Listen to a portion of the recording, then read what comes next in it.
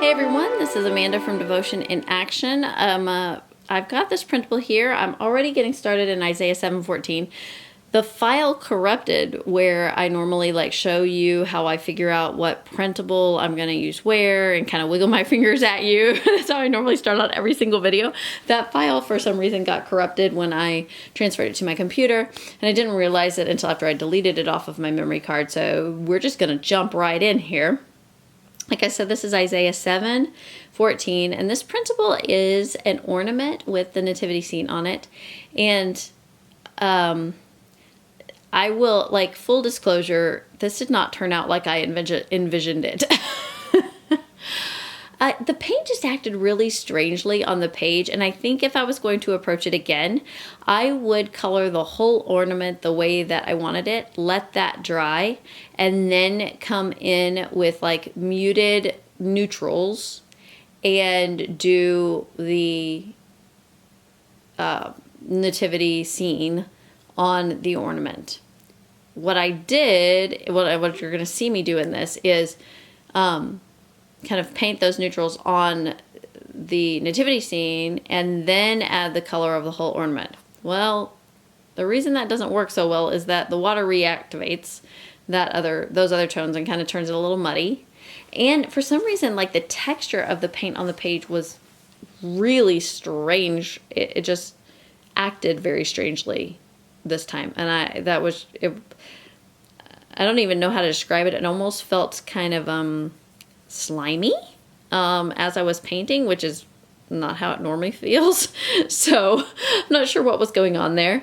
I did opt to use the larger printable on this, just kind of scooted it over. It goes off of the page a little bit, like you're not seeing all of the ornament there, just barely. You can still see the whole nativity scene. And like I said, again, we're in Isaiah 7:14, and our Christmas carol for this week is O Come, Emmanuel. I actually love this one. It's one of my favorites. Isaiah 7:14 says, Therefore the Lord himself will give you a sign. The virgin will conceive and give birth to a son, and will call him Emmanuel. It's Isaiah 7:14. And we hear a lot about rejoicing, about being joyful during the Christmas season every year. I don't know if you've noticed, but as I've gone about shopping, driving around, in restaurants, I'm not seeing a ton of joyful people out there. Mostly I'm seeing a lot of crabby people, so maybe that's why we keep getting told to rejoice over and over again and be joyful. But what are we actually rejoicing about? This week we're going to focus on one of the reasons to rejoice as we approach the Christmas day, and there are several. There's lots of reasons that we could rejoice. This set, if you haven't seen me use them in a video before, this is the Kuretake Gansai Tambi watercolor set. It is called Starry Night, and they're metallic watercolors. Excuse me. Lots of allergies today. Okay. But the reason that we're going to focus on this week is the joy of a promise kept. O Come, Emmanuel starts, O come, Emmanuel, and ransom captive Israel that mourns in lonely exile here until the Son of God appear. Rejoice, rejoice, Emmanuel shall come to you, O Israel. Israel had been in and out of captivity and oppression for thousands of years. They held on to a promise from God that he would send a deliverer, that he would send Emmanuel, which means God with us. God's chosen people were waiting and watching for the Son of God to appear, for God to come and dwell among them and deliver them. And God kept his promise when he sent Jesus. And there was wisdom in that promise kept. In October and November, we did a series called Wisdom in the Word. When God kept his promise in Jesus, he sent wisdom to dwell among us. He gave us a pathway to godly wisdom and direction. And the next verse in our Christmas carol says, O come, O wisdom from on high, who ordered all things mightily.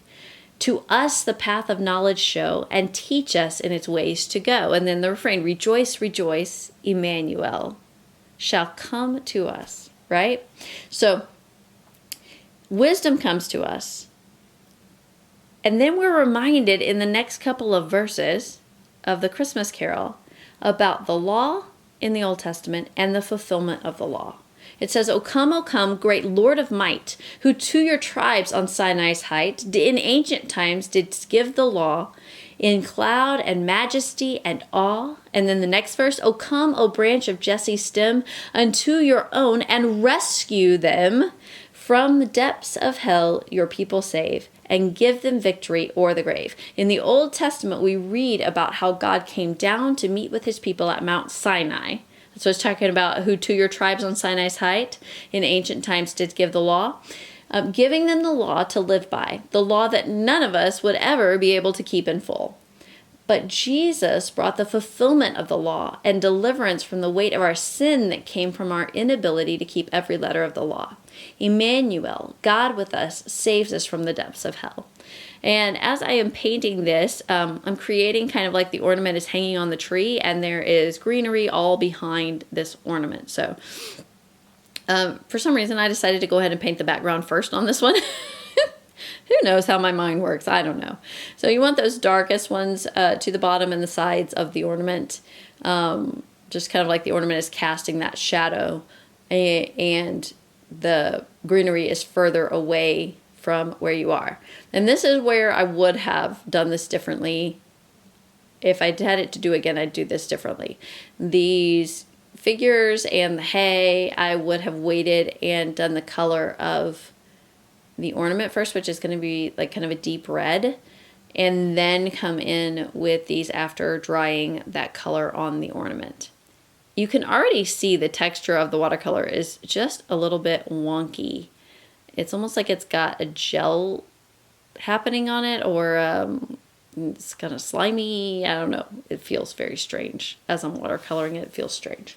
So, yeah. It didn't turn out exactly like I intended. Oh, well. I'm going to get over it. I promise. I will. So, the key to heaven, in that redemption from sin, Jesus unlocks the door to heaven and eternity with God, the Father, for us. He's the only path to heaven, and we know that from John 14:6. Jesus told him, I am the way, the truth, and the life. No one comes to the Father except through me. So the next verses of O come, Emmanuel, are O come, O key of David. They're calling Jesus the key, right?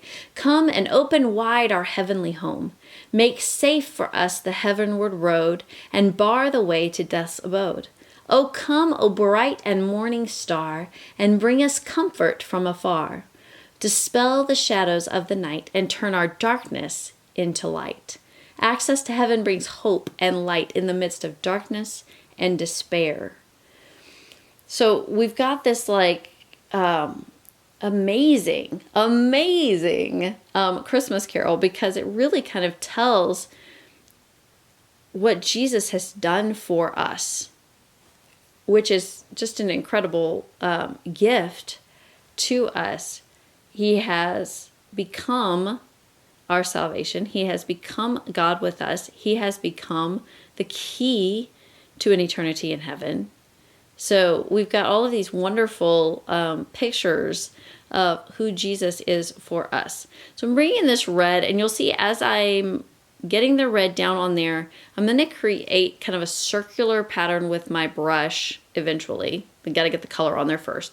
But that's to get that rounding of the ornament. And I do like that it's circular in nature, but again, oh my word, this paint did not lay down on this page like it normally does. So I apologize. I just really was not very happy with how this turned out.